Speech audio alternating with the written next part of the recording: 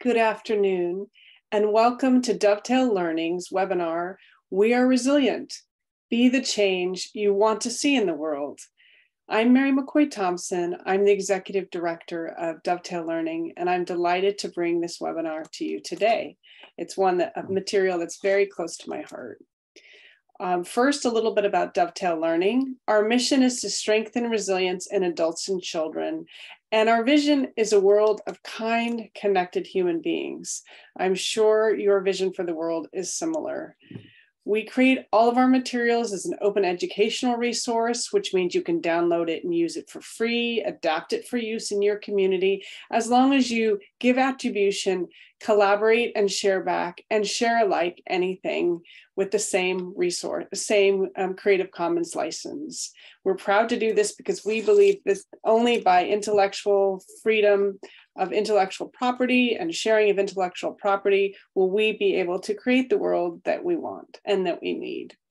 A little bit about myself. I have two adult children, one who's engaged to be married in April, and I've lived and worked in nonprofits all over the world. And I'm also doing caregiving for my adult mother with Alzheimer's, and I love cats. We have some. My personal mission is to helping others to empower others to live their best life. I'm sure many of you who want to be change makers in the world also have similar missions. Before we go any further, I really just want to appreciate you. I want to thank you for being you, for handling all the challenges that come up, and for taking care of the people around you, for caring. I know how difficult it can be to be a change maker in the world and to work for the causes that we all believe in. And I know it can take a lot of personal time, energy, and sacrifice. I just want to thank you for that. What are we doing today? First, I want to take a look at how what we're doing as change maker is not working. It's not working for the world, and it's not working for us. I want to talk about how resilience can be an incredible skill to change that, to make it work. I want to talk first about what can get in the way of our resilience, and that's our protective patterns, and then just emphasize two skills that can help us: noticing myself and empathizing. I'm going to say something now that I'll say several times throughout this webinar. This is a very quick, high overview into the We Are Resilient approach. If you want to learn more, we have other webinars on our website, both recorded, and we'll be scheduling more to come up. We have a lot of resources, and we're working on a book on this. And I have podcasts as well. So lots of videos, I think over 50 videos. There's a lot of ways to learn more about the work, and I encourage you to do that. So let's look a moment on what we're trying to fix. So many things, everything from climate change, discrimination, health inequities, racism, environmental degradation, poverty, poor educational outcomes. This is just a tiny amount of the types of things that we as change makers are trying to change in the world. I'm sure you're working on either one of these problems or one of the other many great problems that we have in the world that we need all of us to be working on. The thing that I've realized in my 40 years as being a change maker, I will say that too often when we're in the middle of these problems, we're working with others and collaborating, we blame the problems on society. If only we could change society, then we would really have the world that we need. Or we blame the problems on the system. There's so many systems that need to be changed. And there's always the them. There's many people. If we could only change the people in the other political party, if we could only change how people are operating, business, capitalism, there's so many isms that we want to change. And there's so many thems that if we could only change. And so much of our focus is on trying to change all of those things, right? It sometimes becomes the blame game. We just bang our heads, and those society, the system, and them aren't changing, and therefore we're getting kind of bloody at the top because we're not making a lot of progress, and how can we fix them? I will also say that I have worked in nonprofits, large and small. I've worked with universities, I've worked with schools, I've worked with so many different types of organizations. And in all of those organizations, I see organizational dysfunction. It's just part of who we are as humans to have these organizational dysfunction. It can show up as micromanagement, control power plays, passive aggressive, unkind behavior, name it. And this organizational dysfunction happens in all these organizations that are trying to do the good work for society, the system, etc. So what do we do about all this organizational dysfunction? It's a big problem, and we're not making the progress we need because we're so stuck in organizations that don't work, and we spend so much of our time blaming others. How can we expect to change others when we have not changed ourselves? This is the big question that I've had in my whole career, that the work that we're trying to do in the world is not attracting people. It's not transforming them in the way that they need to be. How come people aren't being transformed when we have such good ideas for climate? We have such good ideas on how to get rid of poverty. How come everybody's not lined up and saying, yes, why don't we have the political will? What's happening there? What is really the root cause of that? It's one of the things we'll talk about in a minute. But I also want to address that we personally have challenges as change makers. This bloody forehead I talked about for banging our head against the wall, right? We know that these problems are huge. Progress is so slow. Sometimes it feels like we're backsliding. Problems are just getting worse. Sometimes we feel overwhelmed and burned out. The world can fill with negativity, and we often have no appreciation for our work. We're working for low pay and long hours. Please feel free to add yours in the chat. I should have said that in the beginning. This is an interactive webinar. If you have any questions, suggestions, or comments, I'd love to hear them along the way. So just throw them in the chat. But the question is, we personally are struggling with a lot of stuff along the way. So we have our organizations who aren't working. We personally are struggling with a lot of stuff. I know all of these things have gotten to me at times, right? So how do I deal with all of that? Still knowing the world needs changing and I want to do the work.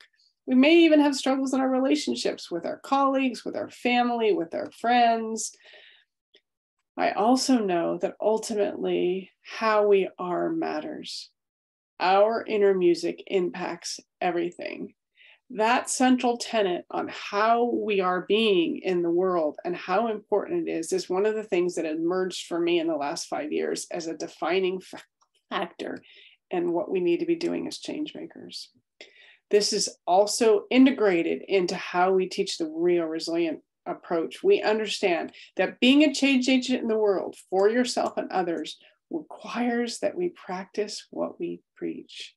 We practice it ourselves, not because we're ever going to become perfect, but because we want to become better. And we know that micro practices are key. We're not asking for people to drop everything they have and join an ashram or a commune and change their life completely. But just adding micro practices to strengthen our resilience can matter. When we do that, we can model so other people can learn from us, and we can coach people in using curiosity, compassion, and questions and encouragement. We believe that through this work is how we get to what we need to be, both for the world and for ourselves. How to be the change. We understand that transforming ourselves is the essential step to changing the world. I know it's hard. I know we want to do everything else, but I think I've spent most of my career focusing on how we can change everybody else and them and the society and system, as we talked about. And I have learned that if we don't change ourselves, we cannot be the agents that we are most effective in changing the world. So let's go back to this concept of resilience. What is it? It's a very sort of weird word that we throw around a lot. What is resilience and why? How can it possibly help me become the change maker that I want to be, the effective change maker? Resilience is the ability to adapt and respond to meet challenges effectively. Super easy to talk about and very hard to do. We also know that our resilience will be higher or lower in different situations. We can be going along feeling really good. Oh, that particular email I sent out got a lot of positive responses. And then boom, we get one negative response back and we feel so negative, right? Somebody can walk in the door. So many things can happen to us. We hear on the news, oh, that happened. Oh, that's going to be another blow for climate change. Oh, that Supreme Court decision came down. We can feel really low. We also know our resilience can be strengthened through the practice of skills. And this is why I believe so passionately in this work. I believe if we strengthen our resilience, we can have the resolve both for ourselves innerly to change the organizations we need and to change the world without the blame game. Resilience is an ordinary superpower. It does not come from any rare and special qualities, but from the everyday magic of being human, and that is why it is so important and critical.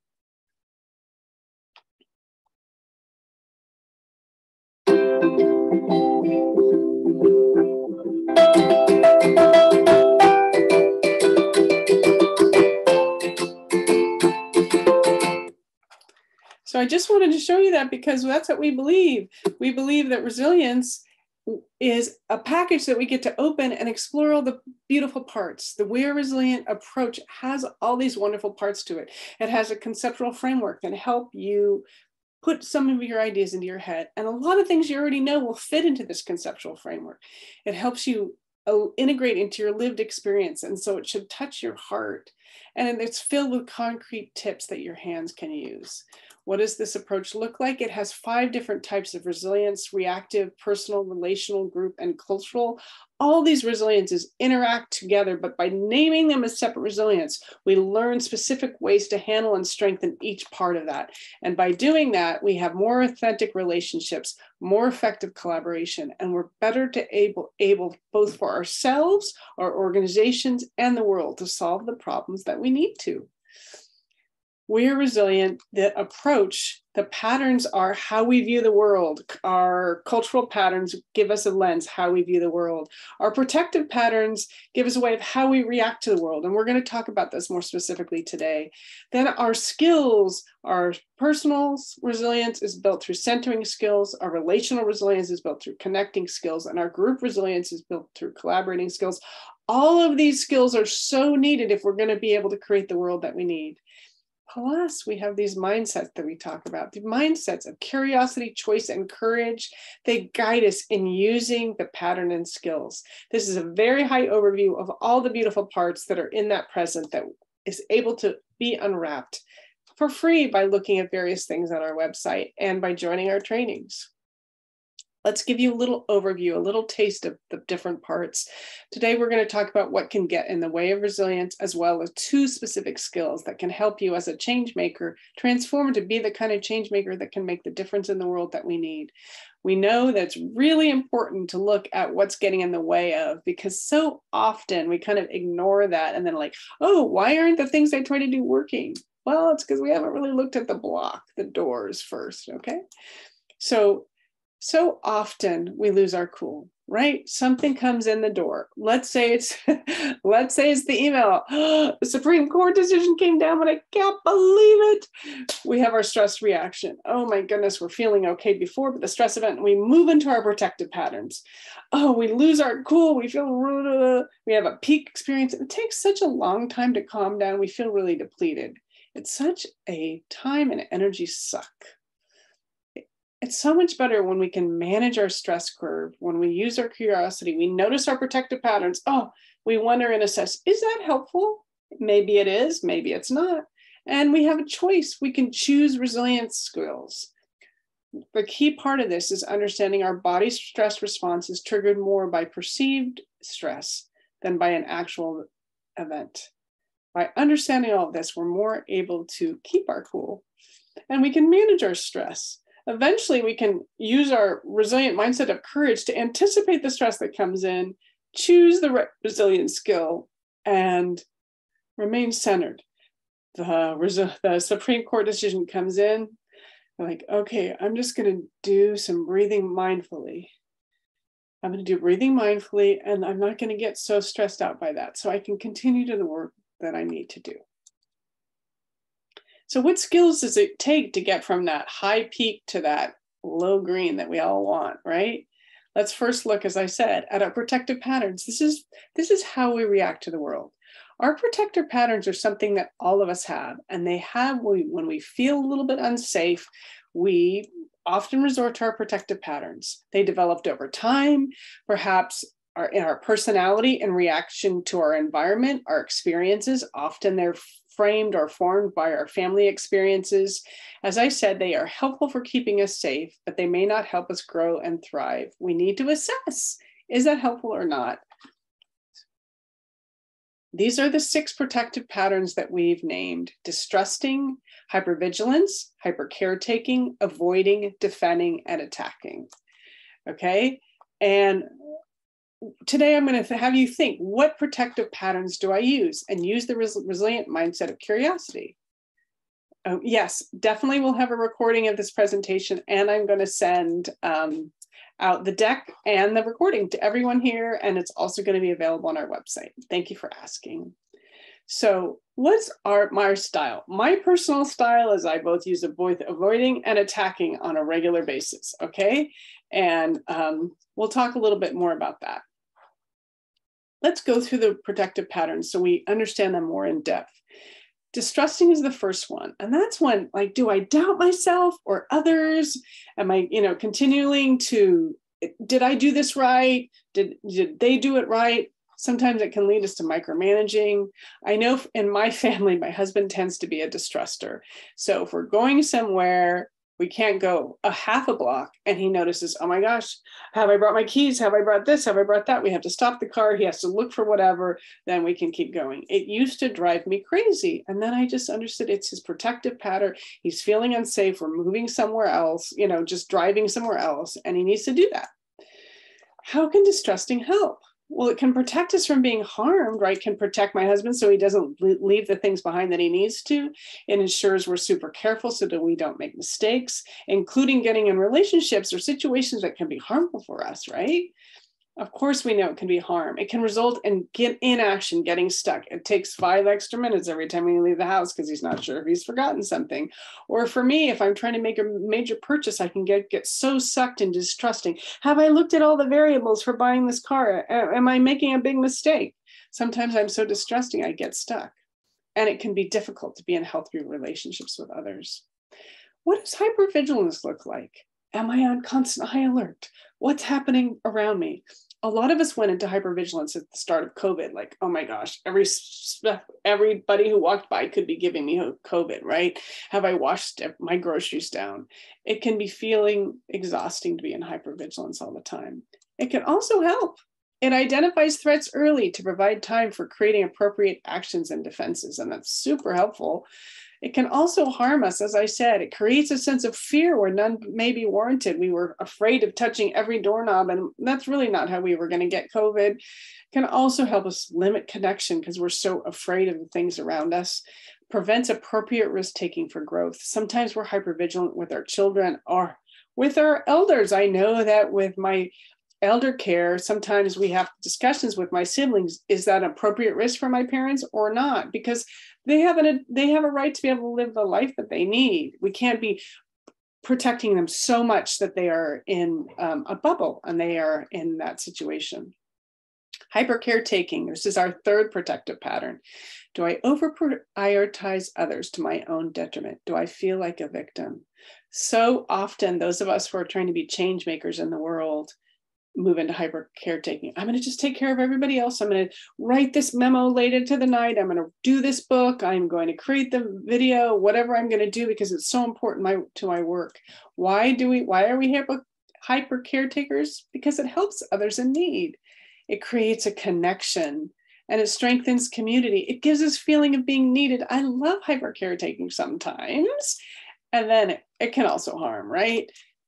It neglects our own fundamental needs. We become exhausted. We don't exercise. We're not eating well, all the things. We're not making our social connections that we need to because we're so busy hyper caretaking other people. And it doesn't honor the self-reliance and capacity of others. Our kids can do more than we believe they can do. And our elderly parents can do more than we need to. If we have to understand that self-reliance and capacity of others is really important. And we're trying to be change makers. That's true too. Too often we're like, oh, I'm going to tell this community, I'm going to help it by doing X, Y, Z, and isn't it wonderful? And we haven't honored the self-reliance and capacity within the community, the people that we're trying to help. We haven't honored them. What are their missions, their needs? What are their desires? What can they do? Right? We haven't spent enough time engaging with them and too much time doing for them and not enough time doing with them. Hyper caretaking is a big issue for people who are in change making. Avoiding. Do I avoid? Do I withdraw? Do I retreat? For me, I find this is often true when I'm dealing with issues with Alzheimer's with my mother. I'll get a family text. I'm like, oh, I can't really deal with whatever's coming across that. And so I just put it away. I'm not going to deal with it now. I'm too busy. I think that happens for all of us. How can it help? Well, it can de-escalate a situation. Sometimes if the texter's with my siblings and they're getting frantic, it's like, oh no, I better not participate. It can create a safe space which protects us from harm, physical, emotional, any type of harm, right? Sometimes it's better to just walk away, withdraw, avoid a situation. And it can avoid perpetuating previous trauma if we remove ourselves from toxic relationships or toxic situations or toxic jobs. It's a really important skill to avoid. Protective pattern can help us. It can also shut down access to our own emotions or needs. We're spending so much time, whether it's drinking wine at night, whether it's watching Netflix, whatever we're doing, to avoid our own emotions or our needs.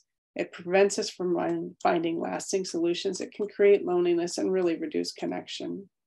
Defending, do I act like others are constantly judging and criticizing me? So someone comes at me, no, I didn't do it. I didn't do it. I can certainly relate to that. It can help us because we standing up for ourselves.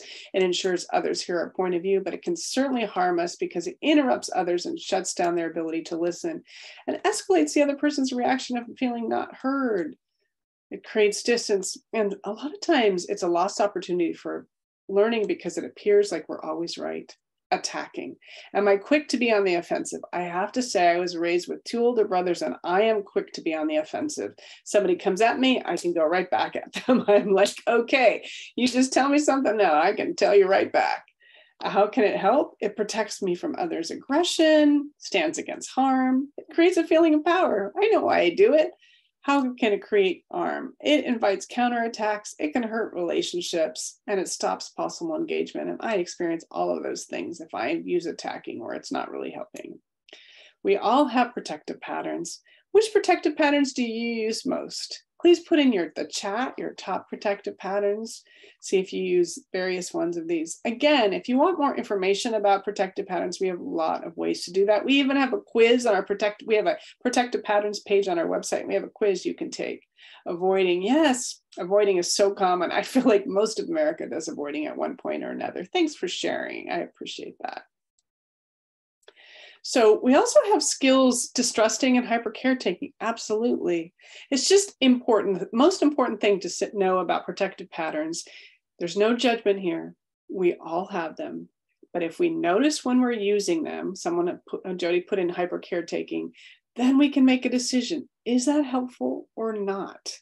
And once we start noticing when it's helpful, I know for myself, it's completely changed how I use my protective patterns. That's what I invite you to do. Skills for resilience. So I'm going to just do a spotlight on 2 skills just to give you a sense of what the We Are Resilient approach has. One of the skills is noticing myself, and that's what we'll talk about in terms of our centering skills. Our centering skills help us feel grounded, help us feel calm. They help us think more clearly, make better decisions, and we can connect with others better. Centering is so important, and it's really an important part of the We Are Resilient approach. It's kind of a foundation. And I invite you to think about how you can be more centered more often. These are some 6 skills. Many of them you probably already do. All of this stuff, it's not rocket science. It's more a question of helping you be more intentional so you can be the kind of change maker that you want to be. So let's dive into noticing myself. Noticing myself, we just think, pause, what's the cause? Like, what's happening? Pause, what's the cause? If we're curious about it, put on our curious mindset. What am I noticing, sensing, and feeling? What are the words I'm saying to myself? What are my body's feelings? What reactions am I having here? What is my state of being? I know for myself, my stepfather died in August, and honestly, so busy with the funeral and a trip I had planned that I was so busy that I really didn't give myself time to process it until the beginning of September. That came around and I got some other news that was hard to take that wasn't related. And I realized, wow, I haven't processed this. So I was just curious about what I was feeling, and I give myself time to be sad. Something that's not often in our society, but giving ourselves time to feel our feelings, to think about it, carving out little windows here and there. Sometimes it's when I'm swimming, when I'm in the shower. If I'm curious about what I'm doing, it really helps me become more grounded because I understand what's happening under myself. Important All of our skills have science behind them. They're all listed in our reference books that you can get for free, downloaded the PDF or buy the book on our website. But for noticing myself, the science is that emotions are signals from our body that we need to listen to. They impact our learning ability and our social functions. They are a driving force that we need to pay attention to. And too often we're never told and never taught about how to pay attention to our emotions. Practicing noticing myself can enhance neuroplasticity and increase resilience. Why emotions matter? Well, so often it's easier to keep going. That's what stops me from noticing myself. I know that was true in September. I fear of negative emotions. I don't have the time, the energy to go there. I don't want to remember my pain. I might have to do something about it. I don't think I can change it. The key about this is so often you don't have to change it. You just have to feel it for a while, and then you can move on.